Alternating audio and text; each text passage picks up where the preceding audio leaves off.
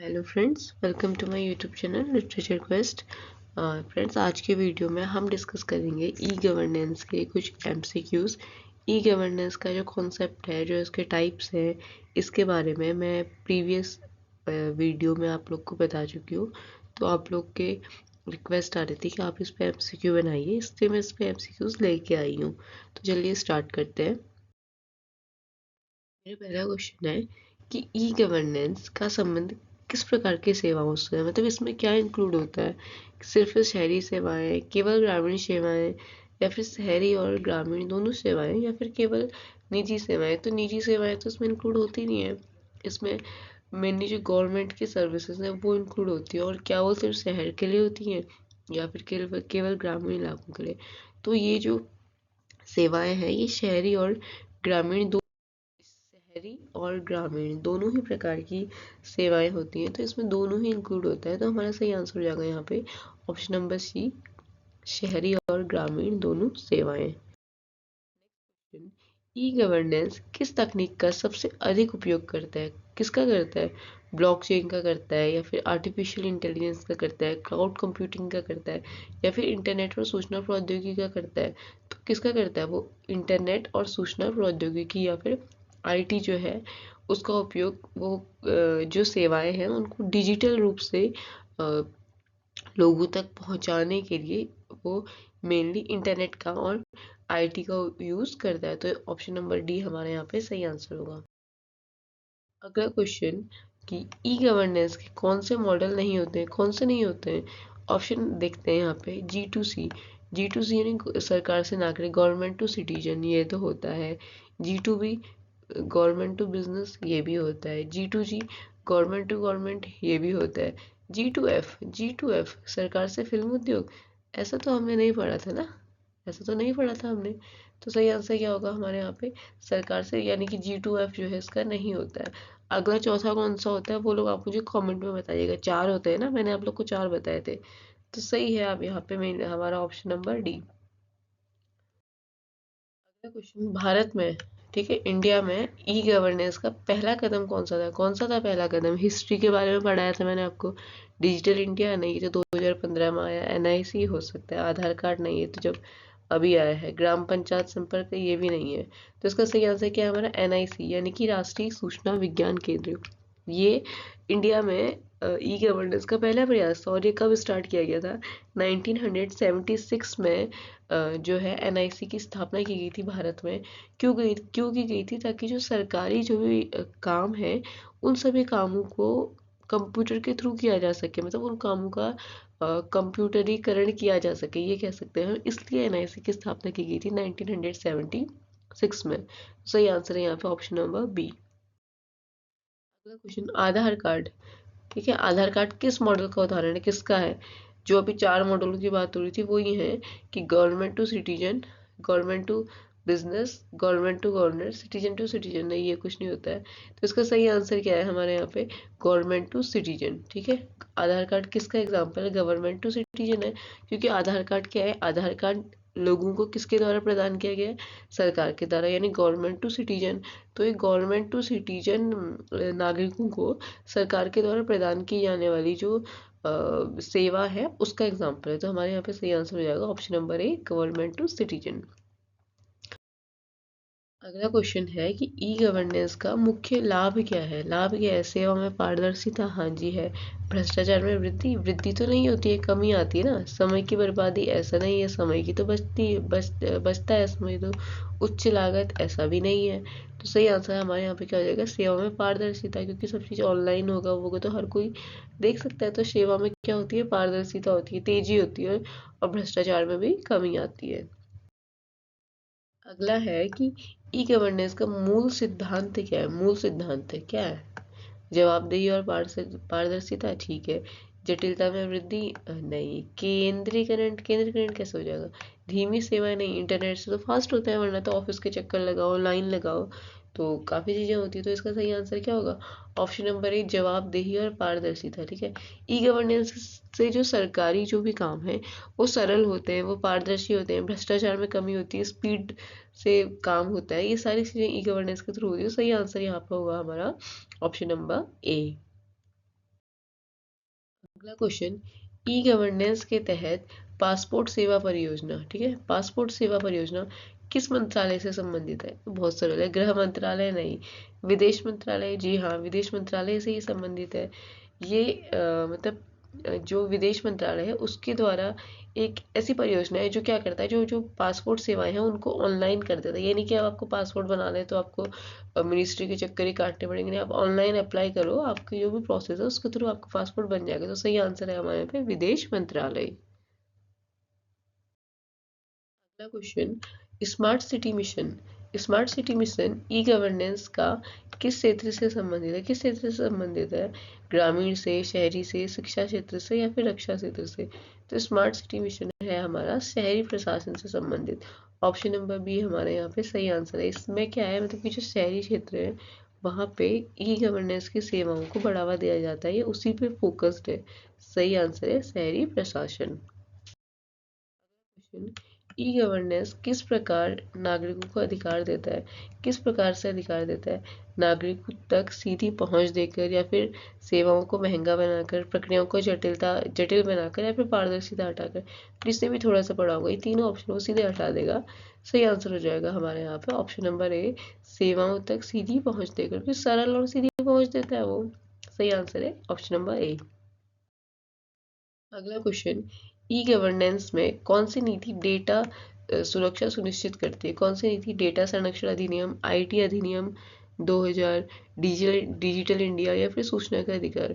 तो जो आईटी अधिनियम 2000 भारत में आया था वो डेटा सुरक्षा और साइबर क्राइम जो होता है उससे रिलेटेड है। सही आंसर होगा हमारे यहाँ पे ऑप्शन नंबर बी, आईटी अधिनियम 2000। अगला क्वेश्चन, मेघराज क्या है? क्या है मेघराज? एक डिजिटल भुगतान प्रणाली है? नहीं। भारत संचार का क्लाउड कंप्यूटिंग प्लेटफॉर्म है?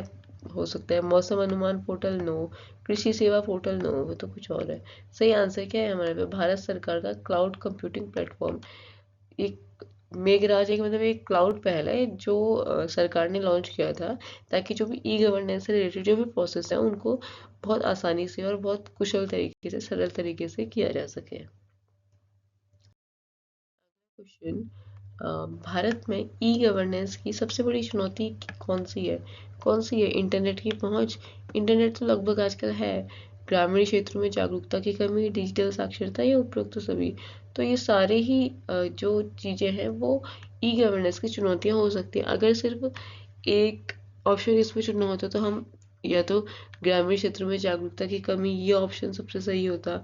डिजिटल साक्षरता भी सही है, इंटरनेट की पहुंच भी सही है वैसे तो सब जगह, लेकिन फिर भी कुछ ग्रामीण, अति ग्रामीण जो क्षेत्र हैं वहाँ पे कहीं ना कहीं इसकी कमी पाई जाती है। तो सही आंसर हो जाएगा हमारे यहाँ पे उपरोक्त सभी की सारे ही जो है इंडिया में ई गवर्नेंस की चुनौती को माने जा सकते हैं, क्योंकि इंटरनेट की पहुंच है, जागरूकता है, डिजिटल साक्षरता है, सारी ही चीज़ें आवश्यक है, तभी जाके तो कोई उस कार्य को कर पाएगा ना इंटरनेट से रिलेटेड। तो ऑप्शन नंबर डी हमारे यहाँ पे सही है। अगला क्वेश्चन है उमंग एप्लीकेशन, ठीक है। उमंग एप्लीकेशन यानी कि इसका फुल फॉर्म क्या है उमंग का? उमंग का फुल फॉर्म है unified mobile application for new age governance, ठीक है। Unified mobile application for new age governance.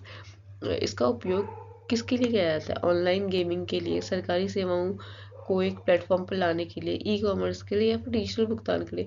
तो इसका यूज़ किया जाता है जो सरकारी सेवाएं हैं उनको एक प्लेटफॉर्म पर लाने के लिए, मतलब जो भी सरकारी सेवाएं हैं उनको एक यूनिफाइड रूप से, एक एकीकृत रूप से लोगों तक पहुंचाने के लिए इसको डेवलप किया गया था उमंग एप्लीकेशन को। तो सही आंसर हो जाएगा हमारे यहाँ पे ऑप्शन नंबर बी। अगला क्वेश्चन, ई गवर्नेंस के कौन से चरण नहीं है? नहीं है कह रहा है, ठीक है, कौन से चरण नहीं है? सूचना प्रदान करना, तो सूचना प्रदान करना तो इसका एक चरण है। कागजी दस्तावेज वितरण, देखते हैं। लेन देन सेवाएं, लेन देन सेवाएं भी इसका चरण। नागरिक भागीदारी, वो तो आवश्यक है। तो हमारा सही आंसर यहाँ पे हो जाएगा कागजी दस्तावेज वितरण, क्योंकि ये तो डिजिटल प्रोसेस पे आधारित है, डिजिटल सेवाओं पे आधारित है, जिसमें पेपर वर्क की कोई भी ज़रूरत नहीं होती है। तो सही, यहाँ पेपरलेस जिसको बोलते हैं उसकी ज़रूरत है। तो सही है यहाँ पे ऑप्शन नंबर बी, क्योंकि ये ई गवर्नेंस का चरण नहीं है। क्वेश्चन, ई गवर्नेंस का उपयोग भ्रष्टाचार रोकने में कैसे मदद करता है? कैसे मदद करता है भ्रष्टाचार रोकने में? हर प्रक्रिया को ऑनलाइन और ट्रैक योग्य बनाकर, ठीक है। सभी सेवाओं को महंगा बनाकर, महंगा बनाने से क्या होगा? सरकारी कर्मचारियों को छुपाकर, नो। कागजी कार्यवाही बढ़ाकर, नो। क्योंकि इसका सही आंसर है ऑप्शन नंबर ए, हर प्रक्रिया को ऑनलाइन और ट्रैक योग्य बनाकर। क्योंकि जैसे ही सेवाएं पारदर्शी होंगी, ट्रैक योग्य होंगी, तो कहीं ना कहीं भ्रष्टाचार कुछ हद तक कम हो पाएगा। तो ऑप्शन नंबर ए हमारे यहाँ पे सही आंसर है। क्वेश्चन, ई गवर्नेंस के तहत कौन सी सेवा शामिल नहीं है? कौन सी शामिल नहीं है? ऑनलाइन पासपोर्ट आवेदन, ये तो सही है। डिजिटल बैंकिंग, ये भी शामिल है। आयकर रिटर्न, ये भी शामिल है। तो कौन सा शामिल नहीं है? ऑनलाइन शॉपिंग इसमें शामिल नहीं होगी। क्यों? क्योंकि ये तो प्राइवेट सेक्टर से संबंधित है, निजी जो है निजी शॉपिंग सेवाएं हम इसको कह सकते हैं। तो और ई गवर्नेंस क्या है? हमारा सरकारी सेवाओं से संबंधित है। तो सही आंसर हो जाएगा यहाँ पे ऑप्शन नंबर बी, क्योंकि ये गलत है। अगला 18th क्वेश्चन, ई गवर्नेंस में G2B का क्या मीनिंग है? G2B क्या है? गवर्नमेंट टू बिजनेस है, गवर्नमेंट टू बैंक है, गवर्नमेंट टू ब्यूरो है, या गवर्नमेंट टू बोर्ड है? तो क्या है? बी क्या है? बी है आपका government to business. Option number B है। बैंक, ब्यूरो, बोर्ड ऐसा कुछ भी नहीं है, गवर्नमेंट टू बिजनेस है। क्योंकि इसमें क्या है, जो भी बिजनेस एरिया है, बिजनेस फील्ड है, उसको डिजिटली सेवाएं प्रदान करता है। कौन? ये ई गवर्नेंस। जैसे कि टैक्स भरना और जीएसटी वगैरह, ये सारी चीज़ें गवर्नमेंट टू बिजनेस वाले ही मोड में एक्टिव लागू होती हैं। सही आंसर हो जाएगा ऑप्शन नंबर ए। क्वेश्चन, भारत में सबसे बड़ा, ठीक है, सबसे बड़ा ई गवर्नेंस अभियान कौन सा है? वैसे तो बहुत है, सबसे बड़ा कौन सा? डिजिटल इंडिया है। उसी के अंदर सारी चीज़ें इंक्लूड है। सही आंसर है डिजिटल इंडिया। 2015 में ये आया था ना। तो इसका एम क्या था? मेनली इसका एम ये था कि पूरे जो इंडिया है उसको डिजिटल फॉर्म में लाना है उसको, और एक सशक्त समाज बनाना है, और उसकी इकोनॉमी को भी ऊपर ले जाना है। तो सही आंसर होगा हमारे यहाँ पे ऑप्शन नंबर ये, डिजिटल इंडिया। अगला क्वेश्चन है, ई सेवा केंद्र। ई सेवा केंद्र किस उद्देश्य से बनाए गए हैं? किस उद्देश्य से बनाए गए थे? कागजी कार्रवाई बढ़ाने के लिए, नो। सरकारी सेवाओं को ऑफलाइन, नहीं, ऑफलाइन कहाँ से हो जाएगा?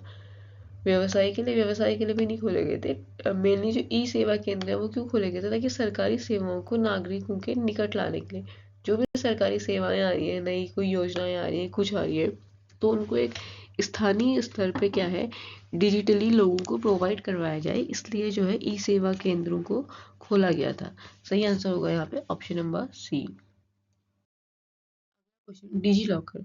डिजी लॉकर का मेन एम क्या है? ये तो बहुत सरल है, सबको आता होगा। डिजी लॉकर का मेन एम क्या है? नागरिकों के दस्तावेज सुरक्षित करना, सरकारी फाइलों का प्रबंधन, ऑनलाइन बिल का भुगतान, या ई शिक्षा प्रदान करना। तो इसका क्या है मेन एम? इसका जो भी डॉक्यूमेंट्स है उनको सुरक्षित करना, किसके? नागरिकों के। जो भी सरकारी दस्तावेज हैं या किसके अंदर पर्सनल है, उन सभी को एक जगह पे आसानी से अवेलेबल हो जाए, इसके लिए डिजी लॉकर को डिजाइन किया था। सही आंसर है हमारा ऑप्शन नंबर ए। नेक्स्ट क्वेश्चन, ई गवर्नेंस को लागू करने में सबसे बड़ी चुनौती क्या हो सकती है? क्या हो सकती है? सही तकनीक उपकरण की उपलब्धता, ठीक है, ये भी चुनौती हो सकती है। नागरिकों की कम डिजिटल साक्षरता, जी हाँ। सरकारी कर्मचारियों की संख्या बढ़ाना, ऐसी तो कोई चुनौती नहीं होगी। इंटरनेट स्पीड में सुधार करना, ये भी एक चुनौती हो सकती है। लेकिन सबसे बड़ी चुनौती क्या है? सबसे बड़ी चुनौती है कि नागरिकों का कम डिजिटल साक्षरता, ये सबसे बड़ी चुनौती हो सकती है कि एक पूरे स्तर पर ई गवर्नेंस को लागू किया जाए। सही आंसर होगा नागरिकों का कम डिजिटल साक्षरता। अगला क्वेश्चन, भारत में ई गवर्नेंस का पहला प्रमुख उदाहरण क्या है? सबसे पहले क्या उदाहरण है ई गवर्नेंस? कौन से क्षेत्र में लागू किया गया था सबसे पहले? तो सबसे पहले जो हमारा IRCTC है, उसमें जो ऑनलाइन सेवाएं हैं वो प्रोवाइड करवाई गई थी गवर्नमेंट के द्वारा। तो क्या होगा सही आंसर? रेलवे आरक्षण प्रणाली, ठीक है। डिजी लॉकर भी अभी आया है, आधार कार्ड भी अभी आया है, स्मार्ट सिटी प्रोजेक्ट, ये सब अभी की चीजें हैं। सबसे पहले आपका IRCTC में आया था ये रेलवे आरक्षण प्रणाली। सही आंसर है। क्वेश्चन, राष्ट्रीय ई गवर्नेंस योजना NEGP किस वर्ष से शुरू करी गई थी? कब करी गई थी? ये 2006 में स्टार्ट की थी। ऑप्शन नंबर बी यहाँ पे सही आंसर है, जिसका एम क्या था? जो भी ई गवर्नेंस, जो भी सेवाएं हैं उनको व्यापक तरीके से स्टार्ट किया जाए या फिर उनको व्यापक बनाया जाए, ये इसका मेन एम था। क्वेश्चन, ई गवर्नेंस में G2C का क्या अर्थ है? सिटीजन है, कंपनी है, कॉर्पोरेट है, सेंट्रल है? तो सिटीजन, इसका क्या अर्थ है? इसका अर्थ है गवर्नमेंट टू सिटीजन। G2C का मीनिंग है गवर्नमेंट टू सिटीजन। पता है G2C मोड में क्या होता है, जो गवर्नमेंट है वो सभी नागरिकों को डिजिटली सेवाएं प्रदान करती है, जैसे पासपोर्ट है, लाइसेंस है, आधार कार्ड है, ये सारी चीज़ें G2C मोड में इंक्लूड होती हैं। क्वेश्चन है प्रगति पोर्टल। प्रगति पोर्टल का क्या उद्देश्य है? प्रगति का डेफिनेशन क्या है? पहले तो प्रगति की डेफिनेशन है आपकी pro proactive governance and timely implementation. ठीक है, क्या है? Proactive governance and timely implementation, note कर सकते हो आप। इस पोर्टल का मेन एम क्या था? इस पोर्टल का मेन एम ये था कि मतलब इसमें एक डिजिटल प्लेटफॉर्म है जो कि जो भी सरकारी योजनाएं या परियोजनाएं होती हैं उनकी डेवलपमेंट को ये देखता है, उसकी निगरानी करता है। तो सही आंसर यहाँ पे हो जाएगा ऑप्शन नंबर ए ही यहाँ पे सही आंसर है हमारे, कि योजना और परियोजनाओं की प्रगति की समीक्षा रिव्यू करने के लिए इसको बनाया गया था कि कितना काम हुआ है, कैसा हुआ है, उन सभी को डिजिटली ये देखता है। सही आंसर है ऑप्शन नंबर ए। ई विधान परियोजना का क्या उद्देश्य है? ई विधान क्या है? विधानसभा को डिजिटल बनाना, या शिक्षा प्रणाली को सुधारना, चिकित्सा क्षेत्र में डिजिटलीकरण, या फिर ग्रामीण क्षेत्रों तक इंटरनेट पहुंचाना। तो ई विधान जो है इसके अंतर्गत जो विधानसभा है इसको डिजिटल बनाना, इसका मेन उद्देश्य था, ताकि वहाँ जो भी कागजी कार्रवाई है उसको कम किया जा सके और उसकी प्रोसेस को डिजिटल बनाया जाए, फटाफट करा जाए। भारत में डिजिटल साक्षरता अभियान का मुख्य उद्देश्य क्या है? सभी नागरिकों को डिजिटल रूप से शिक्षित करना, सही बात है। या फिर केवल शहरों को डिजिटल बनाना? केवल शहरों को बनाने से क्या होगा, शहरों में तो है ही ना, ग्रामीणों की ज़्यादा आवश्यकता है। सरकारी कर्मचारियों को डिजिटल सेवाएं प्रदान करना, नहीं ये मेन एम नहीं है। ऑनलाइन बैंकिंग, नहीं ये भी मेन एम नहीं है।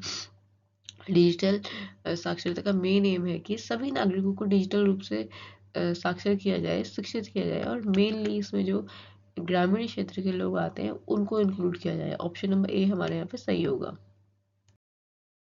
है कि ई गवर्नेंस में डिजिटल डिवाइड एक शब्द आता है, डिजिटल डिवाइड, इसका क्या अर्थ है? डिजिटल डिवाइड का मीनिंग होता है कि जो भी टेक्निकल सेवाएं हैं उनकी जो पहुंच है ना, उसमें ग्रामीण और शहरों के शहरी जो क्षेत्र है उन दो क्षेत्रों के बीच का जो अंतर होता है उसको डिजिटल डिवाइड बोला जाता है। ठीक है, ऑप्शन क्या है हमारे?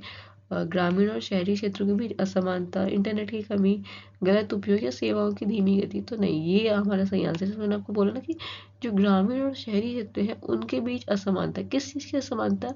डिजिटल पहुंच की असमानता, चाहे वो हम साक्षरता के फॉर्म में ले लें या तकनीकी सेवाओं के पहुंच में ले लें, उसके बीच का जो डिफरेंस है उसको डिजिटल डिवाइड के नाम से जानते हैं। है NEGP, national e governance plan. इस इसके तहत कितनी मिशन मोड की परियोजनाएं शुरू की गई थी? इसके तहत आपका 31 मिशन मोड परियोजनाएं शुरू की गई थी। ठीक है, 31 मिशन मोड परियोजनाएं शुरू की गई थी, जिसमें से क्या था, 11 तो केंद्र स्तर पे थी, 17 राज्य स्तर पे थी, और 3 जो थी एकीकृत परियोजनाएं थी। ठीक है, तो सही आंसर हो जाएगा हमारे यहाँ पे ऑप्शन नंबर सी 31। इसमें टोटल 31 मिशन मोड प्रोजेक्ट जो है वो स्टार्ट किए गए थे। तो ये कुछ क्वेश्चंस थे ई गवर्नेंस से रिलेटेड कुछ, ताकि जो आपकी समझ है वो और ज़्यादा इसमें मजबूत हो। आपका क्या स्कोर रहा है वो आप मुझे कमेंट में ज़रूर बताइएगा। तो आज के लिए इतना ही, मिलते हैं नेक्स्ट वीडियो में। Thank you for watching.